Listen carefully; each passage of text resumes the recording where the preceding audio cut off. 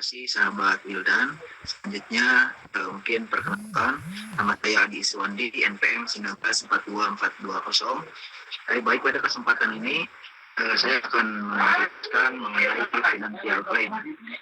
Kenapa financial plan ini sangat diperlukan di perusahaan? Karena dalam bisnis kita akan mendapatkan atau kita akan bertemu dengan sebuah kerugian pun juga dengan sebuah keuntungan.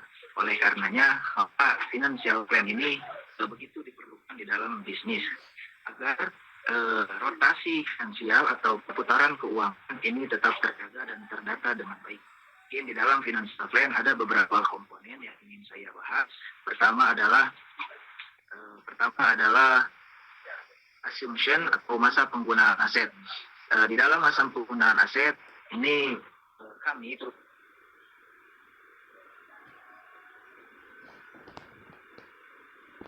pada nilai antara 10% sampai dengan 15% dari akun kas. Lantas investasi Rp600.000 dilakukan setiap tahun.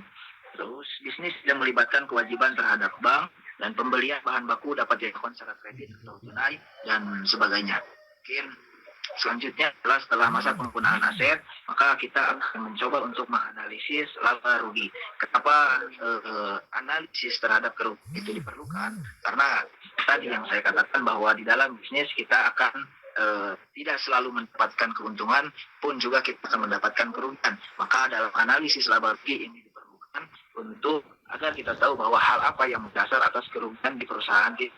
Maka caranya adalah ketika kita mengetahui hal yang mendasar dari faktor kerugian itu, supaya ketika kita telah menganalisis, kita dapat mengevaluasi ke depannya agar terhindar dari kerugian. Selanjutnya ada di analisis aliran kas. Pun analisis aliran kas ini begitu diperlukan di perusahaan atau di bisnis. Seperti bisnis kami ini menggunakan analisis aliran kas. Karena dana atau sumber dana dari bisnis kami adalah hasil dari kas, maka analisis aliran pun harus diketahui dengan jelas supaya jelas penempatan keuangan kasnya akan jatuh kemana atau akan didapatkan di mana, sehingga ada keterbukaan dari kami dalam mengatur keuangan aliran kas ini. Mungkin selanjutnya adalah ada di neraca. Neraca itu adalah perbandingan untung rugi. Setelah kita tadi mengetahui atau menganalisis kerugian, maka pun juga kita akan mendapatkan keuntungan.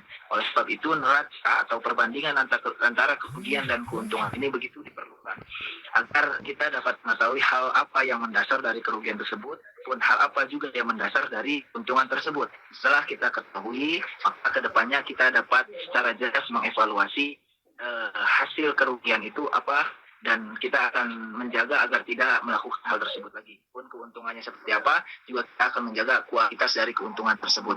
Dan adalah analisis proyeksi penjualan. Di sini pendapatan bulanan 7 juta, dan asumsinya ini adalah biaya variabel rata-ratanya 50%. Perkiraan biaya tetap bulanan itu Rp800.000. Dan selanjutnya ada sumber dan aplikasi. Bisnis kami sumbernya itu adalah hasil dari kumpulan atau dana awal dari kami yang berenam ini dikumpulkan untuk menjadi dana utama agar terlaksananya bisnis ini. Dan pengaplikasiannya, outputnya adalah untuk memajukan bisnis cookies ini agar lebih maju lagi. Mungkin itu adalah komponen-komponen yang dapat saya sampaikan mengenai financial plan. Lantas mungkin kesimpulan, karena ini adalah akhir, kesimpulannya adalah kita selalu percaya bahwa suatu bisnis pasti kita akan mendapatkan kerugian, pun juga kita akan mendapatkan keuntungan. Oleh sebab itu maka business plan ini perlu rancang supaya kita dapat mengetahui dengan jelas pemasukan, pengeluaran dan sebagainya. Dan kita percaya bisnis kita akan tetap maju, dan selalu bahwa kita pun selalu mengingatkan bahwa kepercayaan masyarakat adalah modal utama untuk kemajuan bisnis kami. Saya terakhir ingin menutup kelompok kami, kelompok 7 bisnis plan dengan pop cookies. Terima kasih. Wallahul muwaffiq ila aqwamit thoriq. Assalamualaikum warahmatullahi wabarakatuh.